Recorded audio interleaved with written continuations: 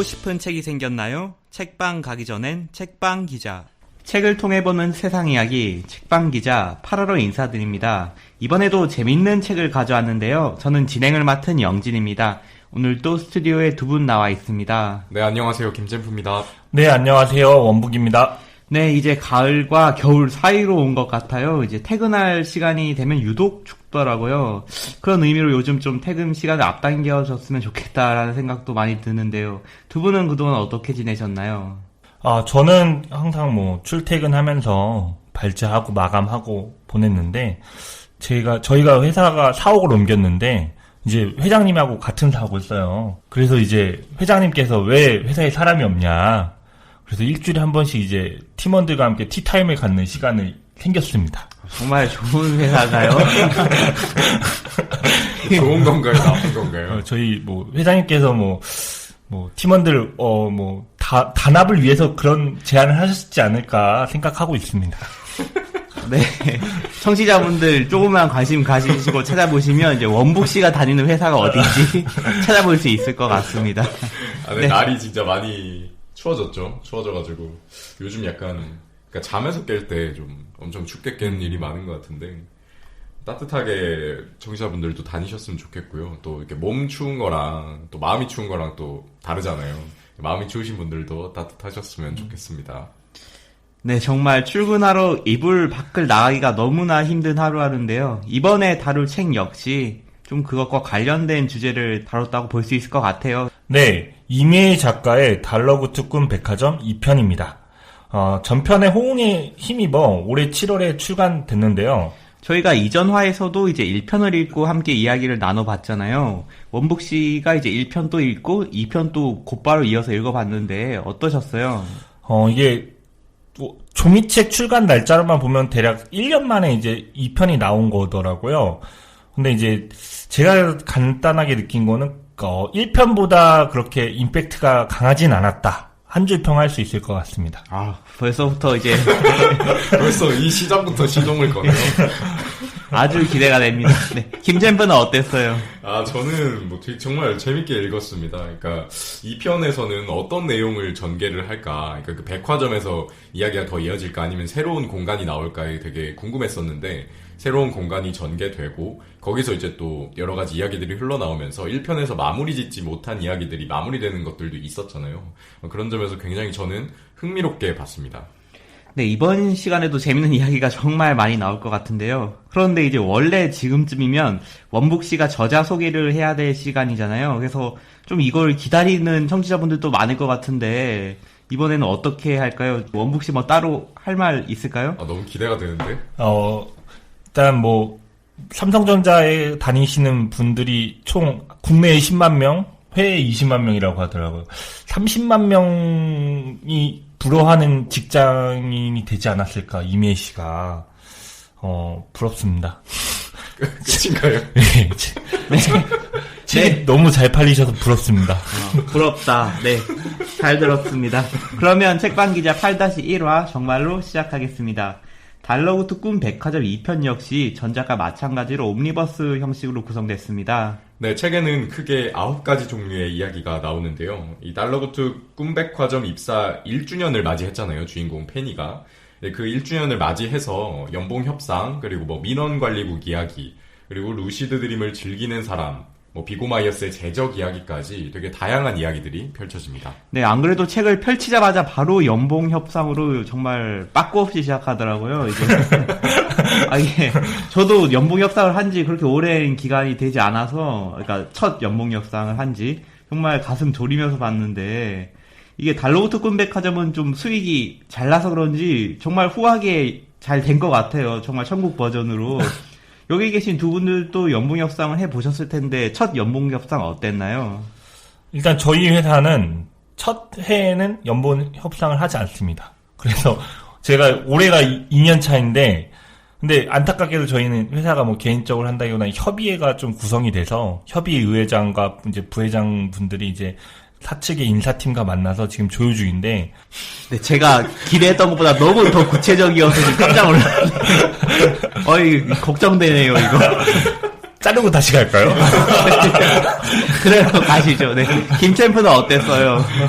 저는 이 연봉 협상을 지금까지 해본 적이 없어요. 그러니까 개별로 막 미생 이런 데 나오는 것처럼 그런 뭐 희망 연봉을 쓰고 그런 식으로 해본 적이 없고, 뭐 호봉제 개념이라서 이렇게 주어진 연봉에 따라서 갖고, 이제 뭐 방금 원북 씨가 얘기한 것처럼 전체 단위의 그러니까 협약 개념의 그런 것들은 이제 노조와 사측에서 하는 거기 때문에 그거랑 별개로 개별적으로 한 적은 없는데, 이 페니가 하는 것들을 보면서 언젠가 내가 이 직장을 떠나서 뭔가 다른 걸 하게 됐을 때 연봉 협상을 해야 될 수 있잖아요. 맞아요. 그때 무조건 땡겨야겠다.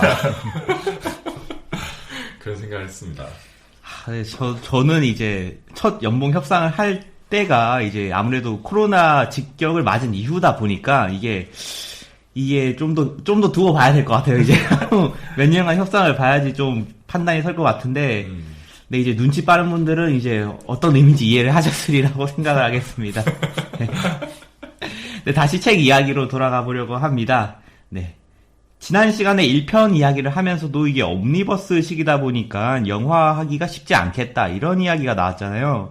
이번에도 결국에는 옴니버스이긴 한데 좀 더 큰 흐름을 따라가는 느낌이 들었어요. 이제 이번 편을 끌고 가는 큰 틀은 이제 두 개로 꼽고 싶은데, 첫 번째가 먼저 꿈에 불만을 느끼는 사람들에 대한 이야기, 그리고 두 번째가 어떤 종착역으로서의 파자마 파티, 두 개인 것 같습니다. 네, 그래서 처음 불만을 느끼는 사람들을 위해서 소설에 새롭게 등장한 장치로 민원관리국이 있는데요. 민원관리국은 꿈 생활에 불만을 느낀 사람들이 가는 곳으로서 달러구트 백화점 직원들이 채용 1년이 지난 시점부터 민원관리국에 가서 일종의 애프터 서비스 AS를 맡게 됩니다. 저희가 평소에도 악몽을 한 번씩 꾸는데 뭐 악몽을 꾸며 가는 곳인가요? 좀 더 체계적으로 나뉘는데요. 1단계 민원 접수처는 꿈자리가 뒤숭숭하신 분들이 가는 곳이고요. 좀 더 심한 사람들은 2단계 민원 접수처로 갑니다. 2단계에서도 해결이 어려운 사람들은 3단계 민원 접수처로 갑니다. 바로 꿈꾸는 자체가 고통스러운 수준인 분들이 가는 곳이죠. 꿈꾸는 자체가 고통스럽다라는 게 이제 쉽게 상상이 되지는 않네요. 이제 보통 악몽을 꾸더라도 좀 뭐 오전까지 뭐 뒤숭숭하다, 뭐 기분이 안 좋다 정도잖아요. 예. 그죠.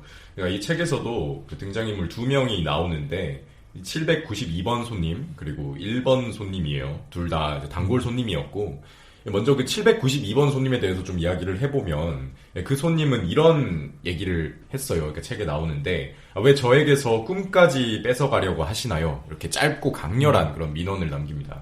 792번 손님은 어떤 분인가요? 네, 이분은 후천적 시각장애인이에요. 그러니까 원래는 그 비장애인 시력을 갖고 생활을 하다가 후천적으로 시력을 잃게 된 그런 분인데, 원래는 세상을 보면서 살았기 때문에 6년 전부터 이 병이 급속도로 진행되면서 시각을 잃게 되니까 삶이 당황스럽게 되는 거죠, 그때부터. 그럼에도 꿋꿋하게 이제 본인이 할 수 있는 일을 늘려가고 잘 살아가고 있었는데, 편의점을 방문하면서 그런 일상이 무너졌던 거죠. 편의점에서 무슨 일이 있었나요? 이분이 매번 먹던 음료수가 있는 이제 위치가 있어요. 거기로 가서 음료수를 사서 마셨는데 자기가 평소에 마시던 음료수가 아니었던 거예요. 그러니까 편의점에서 진열 방식을 바꾼 건데 이 792번 손님은 앞이 보이지 않다 보니까 그 사실을 몰랐던 거죠. 그 일을 겪고 나서 이 남자한테는 그게 또 어떻게 보면 유일한 낙이었는데, 바로 꿈꾸는 시간, 이 부분에서도 문제가 생깁니다. 꿈에서만큼은 좀 세상이 생생하게 보이니까요. 특히 살아있는 열대 우림 같은 꿈을 만드는 와와 슬립랜드의 꿈을 좋아하더라고요. 바로 그 점 때문에 남자가 꿈을 고통스러워하기 시작했습니다. 꿈에서도 세상이 안 보이기 시작했거든요. 네, 정말 힘들 것 같네요. 네, 다행히도 주인공 페니가 해당 손님의 민원을 해결하고자 발벗고 나섰는데요. 동물이 되는 꿈을 꾸게 해주는 킥슬럼버, 그리고 풍경을 보여주는 와와 슬립랜드와 함께 토론을 합니다. 이들과의 만남을 통해 남자의 꿈 민원은 해결되게 되는데요. 이 세 사람이 어떤 이야기를 나눴는지는 직접 책을 읽으시면서 이야기를 나눠보면 좋을 것 같습니다. 네, 좋게 해결됐다니 참 다행입니다. 이게 비슷한 경험이 뭐 흔치는 않겠지만 살다 보면 또 본인의 경험이 생각나는 때도 있을 것 같은데, 김챔프 같은 경우는 뭐 792번 손님처럼 소중한 일상, 경험 등을 잃었던 적이 있었나요? 사실 어떻게 보면 엄청 소소합니다만 제가 팔 부러진 적이 딱 한 번 있어요, 고등학교 때. 근데 팔 부러지고 한동안 깁스하고 다녀야 되잖아요. 그러니까 일상이 완전히 달라지더라고요. 일단 저는 특히나 그 고등학교 다닐 때는 운동을 너무 좋아해서 맨날 축구 해야 되고 탁구도 해야 되고 배드민턴도 해야 되고 하는데 아무것도 못 하는 거예요. 아무것도 못 하고 그냥 나 계속 보고만 있어야 되고 뭐 밥을 먹을 때도 굉장히 불편하고 옷을 입을 때도 내가 훨씬 더 시간이 걸리고 뭐 대중교통을 탈 때도 그렇고 모든 부분들에서 다 영향을 받으니까 되게 이게 진짜 소중한 거구나. 평상시에 내가 그냥 다닐 때는 내가 내 팔을 너무 함부로 댔구나. 아껴야겠다. 그런 생각을 했었죠. 네. 저희가 뭐 이렇게 좀 잃어버린 일상의 소중함을 깨닫는 적이 있다면 또 반대로 새롭게 마주하게 되는 일상도 있잖아요. 또 아무래도 좀 이곳에 모인 분들이 모두 기자라 보니까 민원 문제를 새롭게 겪게 될 것 같은데, 원북 씨 같은 경우는 뭐 민원을 많이 받는 편이세요? 저는 뭐 보통 독자분들한테 많이 받진 않아요. 왜냐면 팀이 제가 속해 있는 데가 경제팀이다 보니까 산업 관련해서 이제 대기업 홍보팀 분들의 좀 민원을 많이 받죠. 아무래도 뭐 기사에 대한 이제 톤다운이나 뭐 제목에 대한 톤다운 그런 요청들이 좀 많이 오는데 그런 게 좀 이제 스트레스로 다가올 때는 있죠. 김챔프는 어때요? 저희 같은 경우에는 이제 민원이 굉장히 많이 들어옵니다. 개인한테도 많이 들어오고 회사 차원으로도 많이 들어오는데 전에 그 사회부 있을 때 일단 민원이 굉장히 많았죠. 왜냐면 되게 다양한 사람들을 만나고 다니니까 정말 다양한 사람들이 있다는 걸 알게 됐어요. 그러니까 왜냐면 이게 제보를 하거나 취재 대상이 될 때는 어쨌든 본인한테 어떤 일이 생겼다는 거잖아요. 그게 그러니까 기사 가치가 있느냐 없느냐를 떠나서 그 일을 겪은 사람한테는 정말 제일 큰 일이란 말이에요. 그 인생에서. 그렇기 때문에 자기가 원하는 만큼의 어떤 진전이 없다거나 이러면 이제 불만이 생기기 시작하고 그걸 표출하시는 분들이 있어요. 그리고 그걸 또 과격하게 표출하시는 분들도 계시기 때문에 그런 부분들은 좀 곤란했던 적들이 있었고 뭐 꽤 있었죠, 그런 적이. 그리고 방금 이제 원북 씨가 경제 파트 얘기를 하셨지만 이제 뭐 경제 관련 기사, 특히나 제약 관련해서 코로나 이후에 관심이 많은데 어떤 기사가 나가서 그게 주가에 영향이 있다. 이러면 민원이 또 폭발한단 말이에요. 그러니까 사람이 자기 이익이나 이런 것들에 따라서 이제 들어오는 경우들도 굉장히 많기 때문에 뭐 그런 것들을 보면서 뭐 여러 가지 생각들을 했었죠. 네, 정말 내일부터 또 다시 민원 라이프가 시작될 것 같은데요. 저는 뭐 수습을 할 때는 여러 가지 뭐 불만을 많이 받았던 것 같은데 요즘은 좀 적은 것 같아요. 이제는 뭐 바로 그냥 내용 증명을 보내시더라고요. 저한테 말을 안 하고. 근데 저는 원북 씨가 어쨌든 민원이 별로 없다고 하니까 원북 씨한테 민원을 좀 넣어볼까 내일부터. 아닙니다. 저도 많이 힘듭니다. 네. 어쨌든 뭐 잘 풀렸으면 좋겠습니다. 뭐 원북 씨가 힘든답니다, 여러분. 네. 두 번째 민원 손님에 대해서 이야기를 계속 이어가 보도록 하겠습니다. 이분 역시 민원 내용이 범상치 않은데 요약하면 꿈과 관련한 내 기억이 진짜인지 가짜인지 혼란스럽다 정도인 것 같아요. 내가 이런 꿈을 꾼 것 같은데 정말 이 꿈을 꿨는지 아니면 나 혼자만의 상상인지 헷갈린다는 거죠. 이분은 루시드 드리머였습니다. 네, 루시드 드림. 그러니까 자각몽이죠. 이분은 루시드 드림을 하는 사람이자 달러구트 백화점 1번 손님이기도 합니다. 자각몽을 꾸다 보니 꿈속에서도 기억을 유지하는 능력이 있잖아요. 책에서 등장하는 눈꺼풀 저울 역시 이분의 이러한 능력이 있어 가능했습니다. 네, 이 책을 보면 정말 매력적인 인물들이 많이 등장하잖아요. 그렇다 보니까 기억을 갖고 좀 이분들과 연속적으로 만남을 이어가는 거는 정말 재미있을 것 같기는 해요. 그런데 뭐 좋은 기억만 있을 것 같은데 어쩌다 민원을 올리게 됐을까요? 책에 따르면 자각몽은 나이가 들수록 하기가 쉽지 않다고 서술되는데요. 책에 따르면 자각몽은 나이가 들수록 하기 쉽지 않다고 서술되는데요. 뛰어난 루시드 드리머도 어린 시절에 그렇다고 하더라도 나이가 들면서 점차 그 능력을 잃는다고 합니다. 그렇다 보니 이분 입장에서도 내가 정말 이런 꿈들을 꿨고 그 사람들이 실제 하는지 내 머릿속 상상인지 헷갈려하죠. 더군다나 뭐가 맞는지 생각할수록 기억은 더 희미해지고 있어요. 네, 꿈이 특히 그렇죠. 이제 생각하면 할수록 점점 더 좀 급격하게 뭐 손에서 빠져나가는 그런 느낌? 예. 맞아요. 다행히 이 손님은 특별한 꿈을 꾸게 되면서 문제가 해결되는데요. 이분이 꾼 특별한 꿈이 무엇인지 궁금하신 분들은 지금 책을 사서 읽어보시길 권합니다. 네, 원북 씨 아주 끊는 타이밍. 이제 뭐 엄청나네요. 예. 감질맛이 납니다. 민원이 쏟아질 것 같습니다. 듣고 있습니까, 이미희 작가님? 저희에게 후원 좀 해주십시오.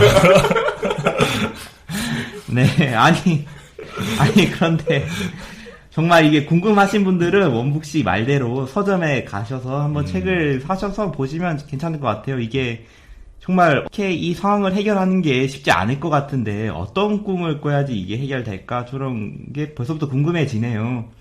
네, 그런데 시간이 벌써 이렇게 됐네요. 이제 8-1화도 이제 슬슬 마무리를 해야 할 시점인 것 같습니다. 사실 저희가 앞서서 9편의 큰 이야기가 있다고 했는데요. 저희가 그 중에서 좀 가장 핵심으로인 것 같은 민원 관련된 이야기를 먼저 나눠봤고요. 나머지 이야기들과 아니면 또 책에 대한 종합적인 뭐 생각들은 이어지는 8-2화에서 나눠보려고 합니다. 네. 특히 저희끼리 먼저 이야기를 나눠보긴 했는데 원북 씨가 좀 하고 싶은 이야기가 많은 것 같아요. 책 초반부에서도 되게 강렬했잖아요. 아무래도 좀 기대를 갖고 봐서 더 그런 걸 수도 있는데 조금은 제 입장에서 아쉬웠던 것 같습니다. 이 이야기 정말 기대가 돼서 빨리 8-2화를 들어볼 수 있었으면 좋겠네요. 네, 그러면 8-2화로 곧 찾아뵙겠습니다. 지금까지 책방 기자였습니다. 다음 시간에 만나요. 네, 다음 시간에도 책방으로 고고싱!